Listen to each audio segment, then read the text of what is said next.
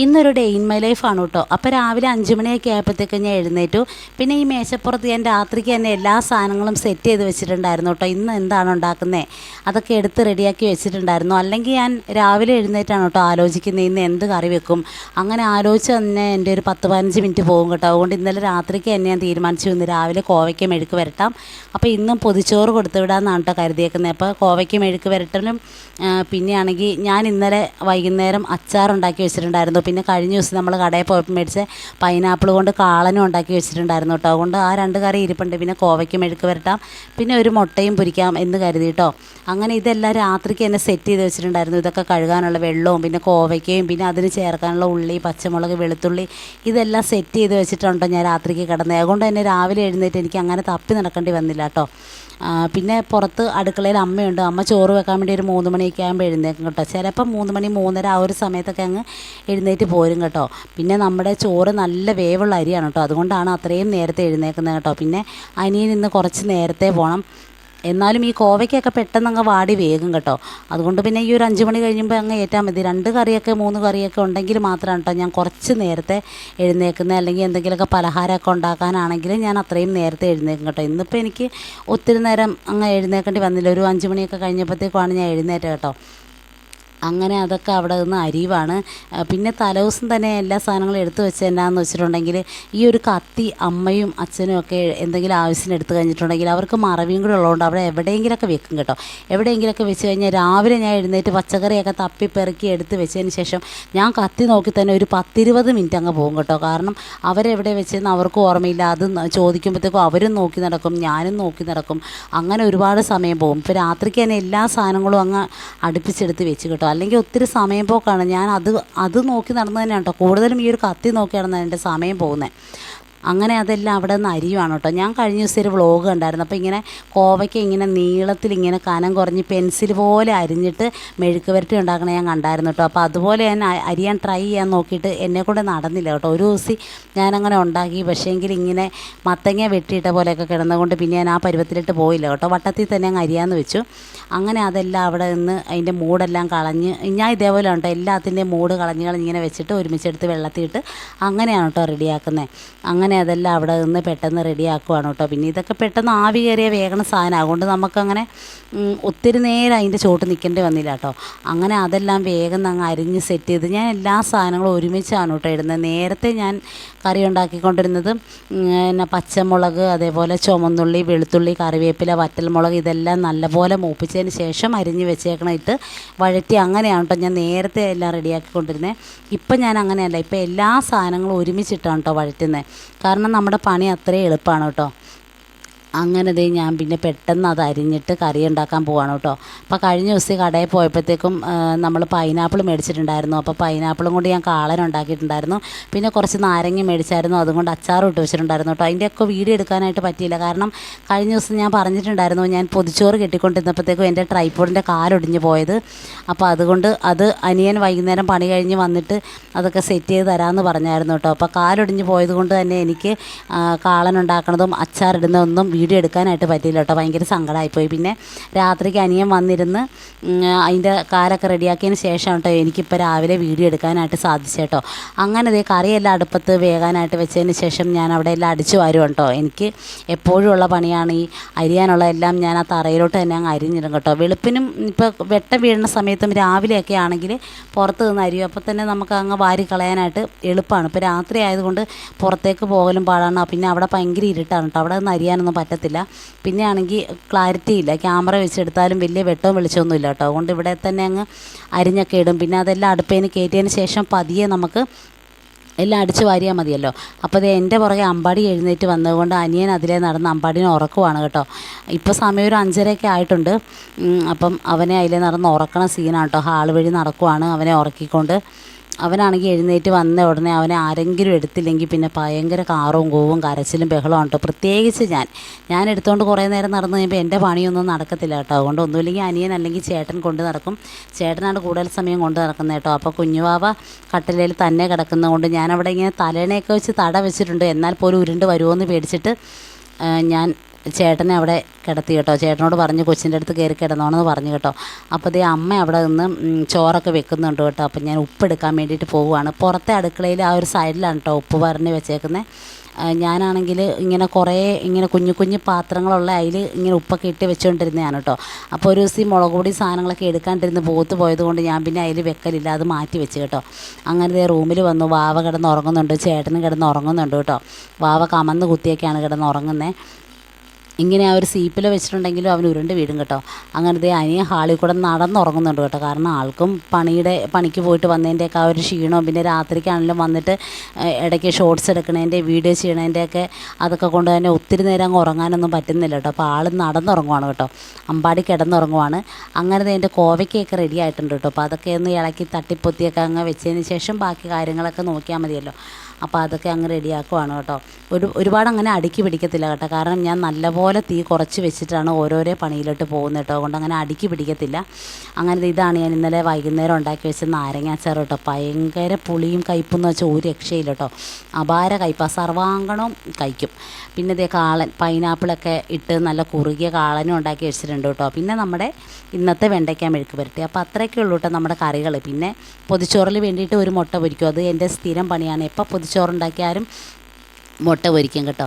അങ്ങനെ കറികളെല്ലാം ഒന്ന് സെറ്റ് ചെയ്ത് വെച്ചിട്ടുണ്ട് കേട്ടോ. അതെല്ലാം കഴിഞ്ഞതിന് ശേഷം നമ്മുടെ സ്ഥിരം പരിപാടി, സ്ഥിരം ലൊക്കേഷനിലായിട്ട് ഒരു ലോഡ് പാത്രം കഴുകാൻ വന്നിട്ടുണ്ട്.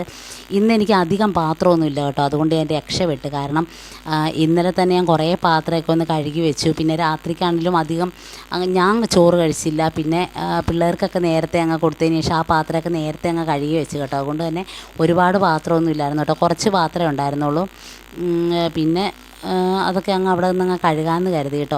അപ്പോൾ അമ്മയുടെ ഒരുവിധം പണി കഴിഞ്ഞു, എൻ്റെയും പണി കഴിഞ്ഞു കേട്ടോ. എൻ്റെ കറികളൊക്കെ ഉണ്ടാക്കൽ കഴിഞ്ഞു. പിന്നെ കറികളൊക്കെ ഇരിപ്പുണ്ട്. അച്ചാറ്, മോര്, പിന്നെ കോവയ്ക്ക മെഴുക്ക് പുരട്ടി. പിന്നെ ഇന്നലെ അച്ഛൻ മാച്ചാങ്കുറിച്ചിൽ മേടിച്ചുകൊണ്ട് വന്നിട്ടുണ്ടായിരുന്നു. അപ്പോൾ അതിൻ്റെ മീൻകറി ഇരിപ്പുണ്ട് കേട്ടോ. പിന്നെ അനീഷിന് മീൻകറി വേണ്ട, അവന് പച്ചക്കറി എന്തെങ്കിലുമൊക്കെ മതിയല്ലോ കൊടുത്ത് വിടാൻ വേണ്ടി. അതുകൊണ്ട് പിന്നെ മീൻകറി അങ്ങനെ ഇരിപ്പുണ്ട്. ഇന്ന് വേറെ പ്രത്യേകിച്ച് കറിയൊന്നും ഉണ്ടാക്കണ്ട കേട്ടോ.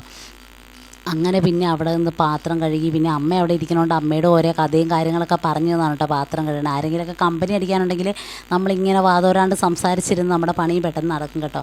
പാത്രം എല്ലാം കഴുകി വെച്ചതിന് ശേഷം ഞാൻ നേരെ റൂമിലോട്ട് വന്നു കേട്ടോ. അപ്പം കുഞ്ഞുവാവ എഴുന്നേറ്റ്. പിന്നെ നേരെയൊക്കെ നല്ലപോലെ വെളുത്തുകൊണ്ട് പിന്നെ കുഞ്ഞുവാവ എഴുന്നേറ്റ്, ചേട്ടനും എഴുന്നേറ്റ് പോയി കേട്ടോ. പിന്നെ ഞാൻ അവരൊക്കെ കിടന്ന ബെഡ്ഷീറ്റൊക്കെ അങ്ങ് മടക്കി പെറുക്കി വെക്കാമെന്ന് കരുതി. ബെഡ്ഷീറ്റ് മടക്കൽ ഒരു തച്ച് പണിയാണ് കേട്ടോ. എനിക്കാണ് ഏറ്റവും കലിപ്പുള്ളൊരു കാര്യം ഈ ബെഡ്ഷീറ്റ് മടക്കി വെക്കലെന്ന് പറയുന്നത്. കാരണം ഭയങ്കര പാടാണ്. ഒന്നാമത് ഭയങ്കര കനവും ഭയങ്കര നീളവും വീതിയൊക്കെ ഉണ്ട് കേട്ടോ. അതുകൊണ്ട് തന്നെ ഇത് 2 പേരൊക്കെ എടുത്ത് പൊക്കേണ്ട ബെഡ്ഷീറ്റൊക്കെ ഞാൻ ഒരാളാണ് കേട്ടോ എടുത്ത് മടക്കിയൊക്കെ വെക്കുന്നത്. മിക്ക ദിവസവും ചേട്ടനാണ് ഇതൊക്കെ മടക്കി വെക്കുന്നത്. അപൂർവം ചില സമയത്താണ് ഞാൻ ചെയ്യുന്നുള്ളൂ. കാരണം എൻ്റെ അടുക്കളയിലെ പണിയെല്ലാം കഴിഞ്ഞ് ഞാൻ റൂമിൽ വരുമ്പോഴത്തേക്കും ഇതെല്ലാം മടക്കിയൊക്കെ വെച്ചേക്കും കേട്ടോ. അവർ ലാസ്റ്റ് എഴുന്നേറ്റ് പോകുമ്പോഴത്തേക്കും എല്ലാം മടക്കി സെറ്റ് ചെയ്തൊക്കെ വെച്ചിട്ടാണ് കേട്ടോ പോകുന്നത്. അങ്ങനെ ഇത്തവണ പിള്ളേരൊക്കെ 2 പേരും കയ്യിൽ 2 പേരും ഇരിക്കുന്നത് കൊണ്ട് എനിക്ക് പിന്നെ ഈ ജോലി ചെയ്യാണ്ടിരിക്കാൻ പറ്റത്തില്ല. അപ്പോൾ എൻ്റെ അടുക്കളയിലെ കാര്യങ്ങളും പാത്രം കഴുകലും എല്ലാം കഴിഞ്ഞ് വന്നതിന് ശേഷം ഞാൻ ആ ബെഡ്ഷീറ്റൊക്കെ അങ്ങ് എടുത്ത് പെറുക്കി വെക്കാമെന്ന് കരുതി കേട്ടോ. അപ്പോൾ 2-3 ബെഡ്ഷീറ്റുണ്ട്, വിരിക്കണതും പിന്നെ പുതയ്ക്കണതും ഒക്കെ ആയിട്ട്. അങ്ങനെ 2-3 ബെഡ്ഷീറ്റുണ്ട് കേട്ടോ. അങ്ങനെ താഴത്തൊരു കിടക്കയിട്ടുണ്ട്, ചേട്ടനും അമ്പാടിയൊക്കെ കിടക്കണ കിടക്കയുണ്ട്. ഇനി അതൊക്കെ അതിൻ്റെ പൊക്കത്ത് നിന്നാണ് കേട്ടോ ഞാൻ ഈ തുണിയൊക്കെ മടക്കുന്നത്. അത് ലാസ്റ്റ് ചേട്ടനെടുത്ത് ഇങ്ങനെ ഉരുട്ടി കയറ്റി കട്ടിലിൻ്റെ അടിയിലോട്ട് വെച്ചോളും കേട്ടോ. അതിന് നല്ല വെയിറ്റ്, അതൊന്നും കുമ്പിട്ട് നിന്ന് ചെയ്യാൻ എന്നെക്കൊണ്ട് പറ്റത്തില്ല കേട്ടോ. അതുകൊണ്ട് അതിൻ്റെ പുറത്ത് നിന്ന് ചെയ്യാമെന്ന് കരുതി. ഇനി അതൊക്കെ ചേട്ടനെടുത്ത് വെച്ചതിന് ശേഷം വേണം എവിടെയൊക്കെ അടിച്ച് വാരി തുടയ്ക്കാനൊക്കെ കേട്ടോ. അല്ലെങ്കിൽ പിന്നെ ഭയങ്കര പാടാണ്. അങ്ങനെ ഇതേ നമ്മുടെ അടിക്കലും തുടയ്ക്കലും അടുക്കിപ്പെറുക്കലും തുണി മടക്കലും എല്ലാം കഴിഞ്ഞ് കേട്ടോ. കുഞ്ഞുവാവയുടെ കിടക്കയെല്ലാം എടുത്ത് അവിടെ വെച്ചതിന് ശേഷം അതിൻ്റെ പുറത്താണ് കേട്ടോ ഞാൻ ആ ബെഡ്ഷീറ്റും പുതപ്പും എല്ലാം എടുത്ത് വെക്കുന്നത്. അപ്പോൾ അതെല്ലാം എടുത്ത് അങ്ങ് വെച്ചതിന് ശേഷം പിന്നെ കുഞ്ഞ് തലേണയൊക്കെ എടുത്ത് അങ്ങ് മാറ്റി വെച്ചതിന് ശേഷം പിന്നെ ഞാൻ നേരെ പുറത്തോട്ട് പോയി കേട്ടോ. ഇനിയിപ്പോൾ അനിയനിന്ന് പണി ഉണ്ടോ ഇല്ലയോ എന്നൊരു സംശയമാണ് കേട്ടോ. വിളിക്കാമെന്ന് പറഞ്ഞുകൊണ്ട് പിന്നെ ഞാൻ അങ്ങനെ എല്ലാം പതിയെ അങ്ങ് ചെയ്യാമെന്ന് കരുതി കേട്ടോ. അങ്ങനെ തലേണയൊക്കെ എടുത്തൊക്കെ വെച്ചതിന് ശേഷം എൻ്റെ സീപ്പില്ലാണ് കേട്ടോ ഒരു ചുമന്ന കളറ്, പ്രഗ്നൻ്റ് ആയിരുന്നപ്പോഴത്തേക്കും വാങ്ങിയതാണ്. അങ്ങനെ അതെല്ലാം എടുത്ത് വെച്ചതിന് ശേഷം ഞാൻ നേരെ പുറത്തോട്ട് പോയിട്ടോ പല്ലൊക്കെ തേക്കാമെന്ന് കരുതി. അപ്പോഴത്തേക്കും നേരം അങ്ങനെ വലിയ കാര്യമായിട്ടൊന്നും വെളുത്തില്ല. ഒരു ഇരുളിമയും പിന്നെ പുകമൂടലും മഞ്ഞും അതുപോലെയൊക്കെയാണ് കേട്ടോ. അങ്ങനെ ഇന്ന് ലൊക്കേഷൻ മാറി ഇന്നാണ് കേട്ടോ പല്ല് തേക്കുന്നത്. അപ്പുറത്താണെങ്കിൽ ഒരു ഇരുളിമ പോലെ ഒന്നുകൂടി ഇരുട്ടാണ് കേട്ടോ. അതുകൊണ്ട് പിന്നെ ഞാൻ ഇങ്ങോട്ടേക്ക് വരുന്ന ഇവിടെ നിന്നങ്ങ് പല്ല് തേക്കാമെന്ന് കരുതി കേട്ടോ. അങ്ങനെ ഞാൻ പല്ലൊക്കെ തേച്ചുകൊണ്ട് നിന്നപ്പോഴത്തേക്കും അനിയന് കോള് വന്നു, പണിയുണ്ട് പോരെന്ന് പറഞ്ഞിട്ട് വന്നു കേട്ടോ. അതുകൊണ്ടാണ് ഞാൻ പണി ഇല്ലെന്നോർത്താണ് കേട്ടോ ഓരോ കാര്യങ്ങൾ പതിയെ പതിയെ അങ്ങ് ചെയ്ത് വെച്ചത്. അപ്പോൾ പിന്നെ പണിയുണ്ടെന്ന് പറഞ്ഞുകൊണ്ട് പെട്ടെന്ന് പല്ലൊക്കെ തേച്ച് ബാക്കി കാര്യങ്ങളൊക്കെ അങ്ങ് പെട്ടെന്ന് ചെയ്യാമെന്ന് കരുതി കേട്ടോ. പിന്നെ ഞാൻ പുറത്തേട്ട് പോയി ഇല കണ്ടിക്കാനായിട്ട് പോയി, നേരെ ഇലയൊക്കെ കണ്ടിച്ചുകൊണ്ട് വരാൻ വേണ്ടി പോവാണ് കേട്ടോ. അപ്പോൾ ഈ കഴിഞ്ഞ ദിവസം ഞാൻ അപ്പുറത്ത് നിന്ന് പല്ല് തേക്കാൻ നിന്ന ആ സ്ഥലത്ത് നിന്നാണ് കേട്ടോ ഇല കണ്ടിച്ചത്. അപ്പോൾ ഇത്തവണ അവിടെ ഒരില ഉണ്ടായിരുന്നുള്ളൂ, നല്ല ഇലയായിട്ട്. അപ്പം പിന്നെ ഇപ്പുറത്തോട്ട് വന്ന് ഇല കണ്ടിക്കാമെന്ന് കരുതി കേട്ടോ. ഇപ്പോൾ ഇപ്പുറത്ത് നിന്ന് ഇല കണ്ടിക്കലൊരു വലിയ ഡാൻസ് തന്നെയാണ് കേട്ടോ. കാരണം അത് ഏറ്റവും പൊക്കത്താണ്. ഞാൻ ഒരു കുഞ്ഞ് വിറക് കഷ്ണം വെച്ച് ഞാൻ തോണ്ടി തോണ്ടി മടുത്തത് എന്ത് ചെയ്താൽ കിട്ടത്തില്ല കേട്ടോ. എൻ്റെ കയ്യും എത്തത്തില്ല. അതിൻ്റെ അറ്റത്ത് പിടിച്ച് ഇങ്ങ് ഒടിച്ചെടുത്തതിന് ശേഷം കണ്ടിക്കാലോ എന്ന് കരുതി കേട്ടോ. പക്ഷേ ഞാൻ പരാജയപ്പെട്ടു. അന്നേരം നോക്കിയപ്പോഴത്തേക്ക് അവിടെ ഒരു വലിയ കമ്പിരിക്കണം കേട്ടോ അച്ഛൻ്റെ ഷെഡിൽ. അപ്പോൾ അതെടുത്തിട്ട് അന്ന് അതിങ്ങ് വലിച്ച് പിടിച്ചതിന് ശേഷം അത് കണ്ടിച്ചെടുക്കാമെന്ന് കരുതി കേട്ടോ. അങ്ങനെ ഒരുപാട് നേരത്തെ പരിശ്രമത്തിനൊടുവിൽ ആ ഇലയൊന്ന് ഞാൻ ചായച്ചെടുത്ത് കേട്ടോ. അതിങ്ങനെ അടിച്ചിട്ട് ഞാൻ അതിൻ്റെ വാഴക്കൂമ്പ് ഒടിച്ചിങ്ങനെ തൂക്കിയിട്ട് കേട്ടോ. അപ്പോൾ നമുക്ക് എടുക്കാൻ എളുപ്പമാണ്. ഈ ഒരു കമ്പിന് നല്ല വെയിറ്റ് ഉണ്ട് കേട്ടോ. ഇത് പൂവരശിൻ്റെ കമ്പാണ്. നല്ല വെയിറ്റ് ഉള്ളതുകൊണ്ട് തന്നെ അതിങ്ങനെ പോരാനും പാടാം. എൻ്റെ കയ്യിൽ നിന്ന് അതിങ്ങനെ ചാഞ്ഞാഞ്ഞ് പോകുമായിരുന്നു കേട്ടോ. അങ്ങനെ എൻ്റെ സമയം ഇങ്ങനെ കുറേ പോയി കേട്ടോ. അവിടെ നിന്ന് ആ ഇല വെട്ടീൻ്റെ സമയം പോയി. ഇത് നേരെ അപ്പുറത്തെ പറമ്പിലോട്ടായിരുന്നെങ്കിൽ എനിക്ക് അത്ര എളുപ്പമായിരുന്നു കേട്ടോ. പക്ഷേ എങ്കിൽ അവിടെ നിന്ന് എനിക്ക് അത് കിട്ടിയേ പറ്റുള്ളൂ എന്ന് പറഞ്ഞ് അവിടെ തന്നെ അങ്ങ് നിന്ന്. കാരണം നല്ല അടിപൊളി ഇലയാണ്, ഒരു കീറലോ പൊട്ടലോ ഒന്നുമില്ല. അതുകൊണ്ട് അതങ്ങ് കിട്ടാൻ വേണ്ടിയിട്ട് അതിൽ കുറേ പരിശ്രമിച്ച് അങ്ങനെ നിന്ന് കേട്ടോ. അങ്ങനെ ഇലയൊക്കെ കണ്ടിച്ചെടുത്തു. അതിന് ശേഷം ഞാൻ നേരെ അകത്തോട്ട് പോയിട്ടോ. ഇനി അതൊക്കെ വാട്ടിപ്പെറുക്കി പെട്ടെന്ന് തന്നെ ചോറെടുക്കണം. അപ്പോൾ അത് ഒരു തവണ വാട്ടി വെച്ചതിന് ശേഷമാണ് കേട്ടോ ഞാൻ വീഡിയോ എടുക്കണ കാര്യം ഓർത്തെ.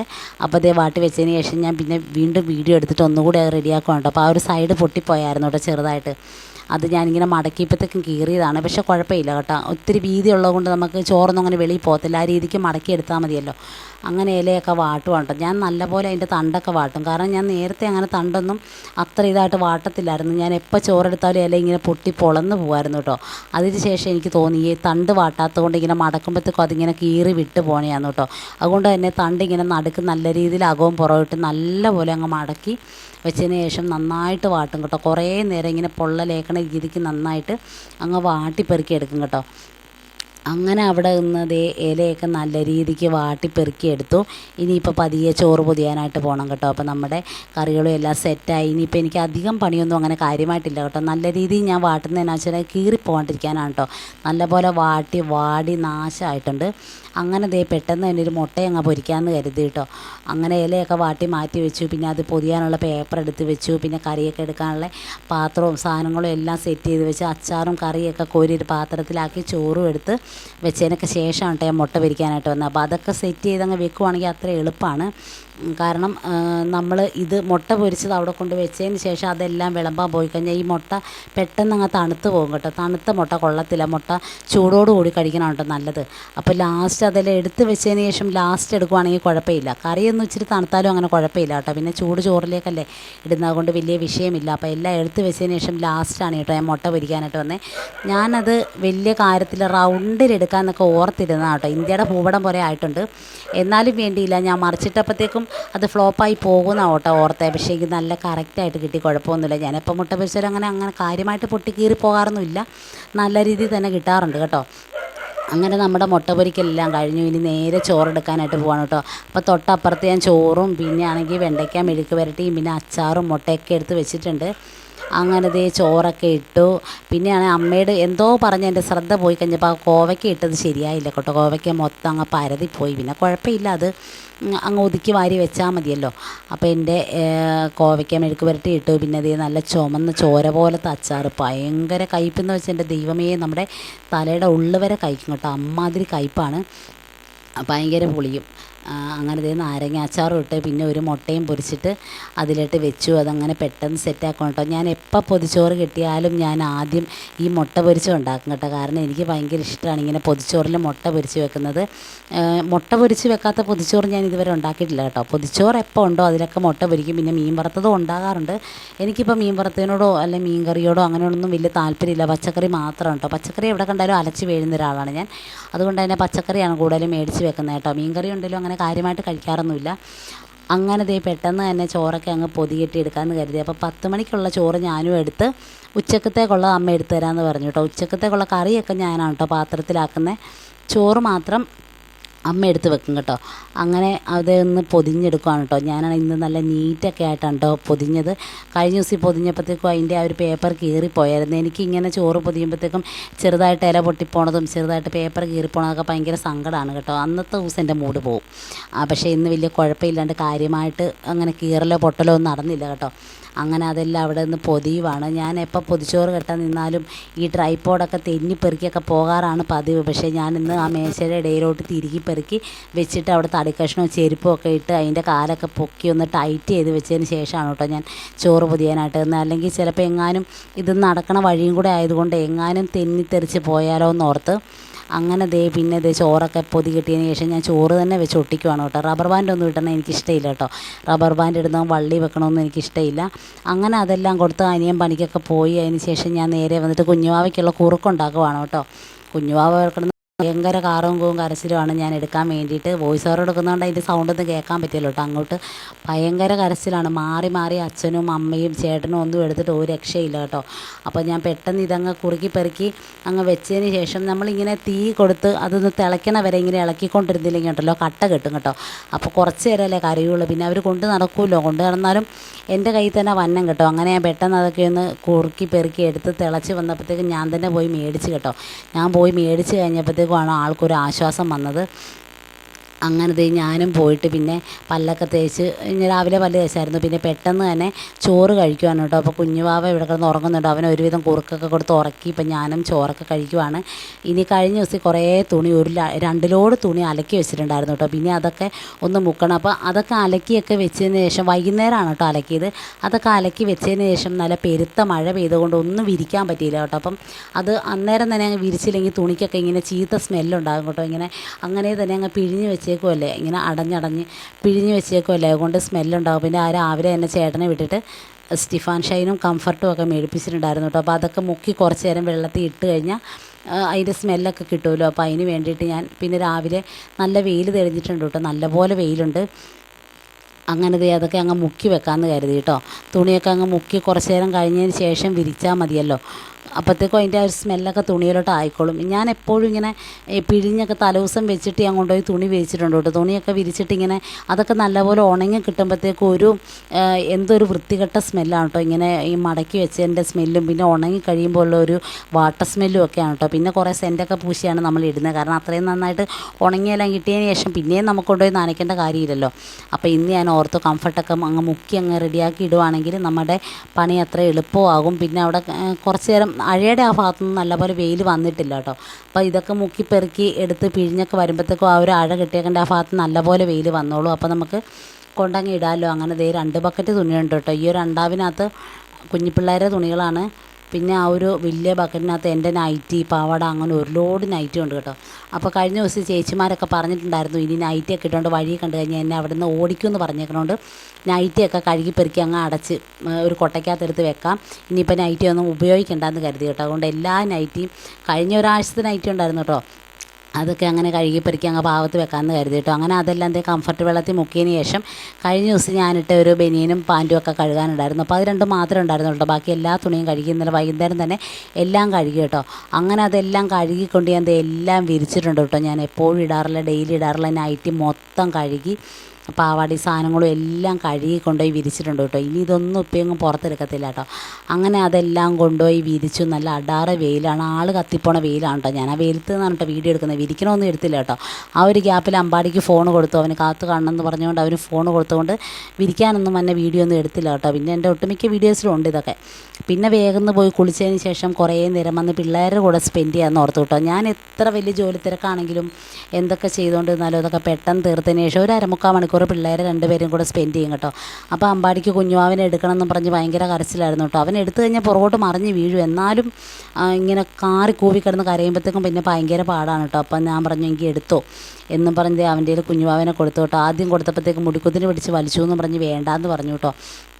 അങ്ങനെ പിന്നെ അവിടെ നിന്ന് കുറേ നേരം പിള്ളേരുമായിട്ട് ഓരോ കാര്യങ്ങളൊക്കെ പറഞ്ഞ് പെറുക്കിയൊക്കെ ഇരുന്നു. അപ്പോൾ വീഡിയോ വെച്ചേക്കണുണ്ട്. അപ്പോൾ ഞാൻ അമ്പാടിൽ പറഞ്ഞിട്ടുണ്ടായിരുന്നു ഒരു ഹായ് കൊടുക്കാൻ പറഞ്ഞായിരുന്നു കേട്ടോ. പക്ഷേ ആൾ കൊടുത്തില്ല. അങ്ങനെ വീണ്ടും വാവേനെ വേണമെന്ന് പറഞ്ഞിട്ട് ഞാൻ വീണ്ടും കൊടുക്കുവാണ് കേട്ടോ. അപ്പോൾ അമ്പാടി പറഞ്ഞൊരു ഹായ് കൊടുക്ക്, നമ്മുടെ കൂട്ടുകാർക്കും സബ്സ്ക്രൈബേഴ്സിനൊക്കെ ഒരു ഹായ് കൊടുക്കാൻ പറഞ്ഞപ്പോൾ അമ്പാടി ഹായ് ഒക്കെ തന്നു.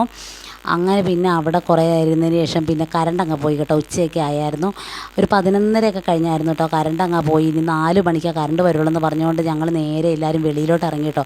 ചേട്ടൻ കുഞ്ഞുവാവേനായിട്ട് മിറ്റമ്പഴി നടപ്പുണ്ട്. അപ്പോൾ ദേ അമ്പാടി അവിടെ ഒരു കമ്പ് കിടന്ന് കിട്ടിയിട്ടോ. അതൊക്കെ എടുത്ത് എൻ്റെ മേത്ത് ഇങ്ങനെ ചാരി വെക്കുവാണ് കേട്ടോ. ചാരി വെച്ചിട്ട് മാറി ഇന്ന് ആസ്വദിക്കുവാണ്. കുറേ നേരം ഞാൻ അടുത്ത് തോളയിൽ നിന്ന് മാറ്റാൻ നോക്കി, പക്ഷേ വീണ്ടും വീണ്ടും അങ്ങനെ കൊണ്ട് വെച്ച് കേട്ടോ. ചൂട് കാരണം നമ്മുടെ പെരേടകത്തൊന്നും ഇരിക്കാൻ പറ്റത്തില്ല. റൂഫ് ഇട്ടേക്കൊണ്ട് തന്നെ നമുക്ക് ഒരു സെക്കൻഡ് പോലും അതിൻ്റെ അകത്ത് ഇരിക്കാൻ പറ്റത്തില്ല. എന്നെ സംബന്ധിച്ച് 24 മണിക്കൂർ എനിക്ക് ഫാൻ വേണം എന്നുള്ളൊരിതുണ്ട്. ഞാൻ പിന്നെ പുറത്തോട്ട് വന്നു കേട്ടോ. അതാകുമ്പോഴത്തേക്കും അത്യാവശ്യം കുഴപ്പമില്ലാത്ത കാറ്റൊക്കെ കിട്ടും. അങ്ങനെ അമ്പാടി കമ്പെടുത്ത് എൻ്റെ തലക്കിട്ടൊന്ന് തന്നു കേട്ടോ. അങ്ങനെ വീണ്ടും വീണ്ടും ചാരിയൊക്കെ അങ്ങനെ വെച്ചേക്കുവാണ്. പിന്നെ ഞാനും അടുത്ത് ഇവിടെ ഇരുന്ന് ഇങ്ങനെ, കാരണം ഇങ്ങനെ പടുത ഉള്ളതുകൊണ്ടാണ് കേട്ടോ, ഒരു നീല കളർ, ഒരു നീലമയം മേളിൽ ഷീറ്റ് കിട്ടിയിട്ടുണ്ട്, അതിൻ്റെ ആണ് കേട്ടോ. അപ്പോൾ അത് അന്നേരം ഇങ്ങനെ വലിയ ക്ലാരിറ്റി ഒന്നും കാണത്തില്ല, അപ്പോൾ ആ ഷീറ്റിൻ്റെ ചൂടുമൊക്കെ ഉണ്ട് കേട്ടോ. പിന്നെ അതിന് ശേഷം ചേട്ടൻ കടയിൽ പോയിട്ട് വന്നിട്ട് ഒരട മേടിച്ചുകൊണ്ട് വന്നിട്ടുണ്ടായിരുന്നു. ഒരടയല്ല, എല്ലാവർക്കും ഉള്ള അടയും കൊണ്ടുവന്നിട്ടുണ്ടായിരുന്നു. പിന്നെ നെയ്യപ്പമൊക്കെ മേടിച്ചുകൊണ്ട് വന്നിട്ടുണ്ടായിരുന്നു കേട്ടോ. അപ്പോൾ നെയ്യപ്പവും പിന്നെ സുഗ്ഗനും ഉണ്ടായിരുന്നു. അപ്പോൾ അത് 2 കൂട്ടവും വൈകുന്നേരത്തെ ചായക്ക് കഴിക്കാൻ വേണ്ടി അതൊക്കെ മാറ്റി വെച്ചു. അതിന് ശേഷം ഞാനൊരു അട എടുത്ത് കഴിക്കണം കേട്ടോ. അമ്മയ്ക്കും അച്ഛനൊക്കെ കൊടുത്തു, ചേട്ടനും കൊടുത്തു. പിന്നെ അമ്പാടി കഴിക്കത്തില്ല കേട്ടോ. അമ്പാടിക്ക് തീരെ ഇഷ്ടമില്ലാത്തൊരു സാധനമാണ് കേട്ടോ അട. അങ്ങനെ അവിടെ ഇരുന്ന് അടയെല്ലാം വിസ്തരിച്ചിരുന്ന് കഴിക്കുവാണ് കേട്ടോ. നല്ല വെയിലാണ്. എൻ്റെ തുണിയൊക്കെ മറച്ചിടണമെന്നുണ്ടായിരുന്നു, അങ്ങോട്ടൊന്നും പോകാൻ പറ്റത്തില്ല കേട്ടോ, അതുപോലെ വെയിലാണ്. അതുകൊണ്ട് അങ്ങോട്ടൊന്നും പോയില്ല. അവിടെ തന്നെ കിടന്നങ്ങ് നല്ല പപ്പടം പോലെ ഉണങ്ങി കിട്ടിക്കോളൂല്ലോ കേട്ടോ. അങ്ങനെ അവിടെ നിന്ന് അടയൊക്കെ കഴിക്കാൻ കേട്ടോ. അമ്പാടി വേണമെന്ന് ഞാൻ 3-4 വട്ടം ചോദിച്ചാൽ അവന് വേണ്ട കേട്ടോ. അവന് ഇഷ്ടമില്ല അട.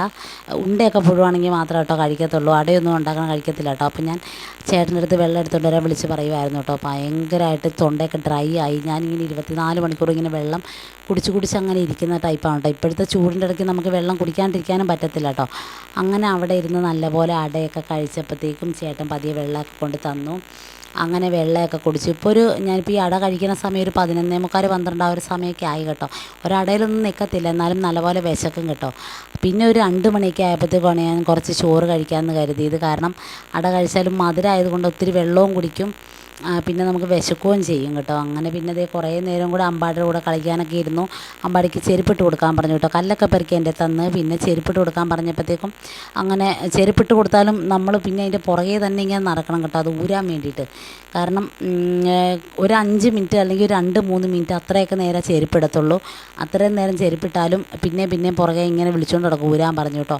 അതിന് ശേഷം ഒരു 2 മണിയൊക്കെ ആയപ്പോഴത്തേക്കും ഞാൻ അതേ ചോറിനാൻ വന്ന സ്ഥലം ഈ ഒരു ഷെഡാണ് കേട്ടോ, ഇവിടെ അമ്മയുടെയൊക്കെ ഷെഡിൽ. അപ്പോൾ അമ്മയും അച്ഛനും ഇവിടെ വന്നിരിപ്പുണ്ട്. പിന്നെ പുറകെ അമ്പാടിയും വന്ന്. അപ്പം ഞാനും ഇവിടെ വന്നിരുന്ന് ചോറ് കഴിക്കാമെന്ന് കരുതി. അങ്ങനെ ഓരോ കഥയും കാര്യങ്ങളും പിന്നെ അവൻ്റെ കുറുമ്പും എല്ലാം കണ്ടുകൊണ്ട് അങ്ങനെ ഇവിടെ വന്നിരുന്ന് ചോറ് കഴിക്കുവാണ് കേട്ടോ.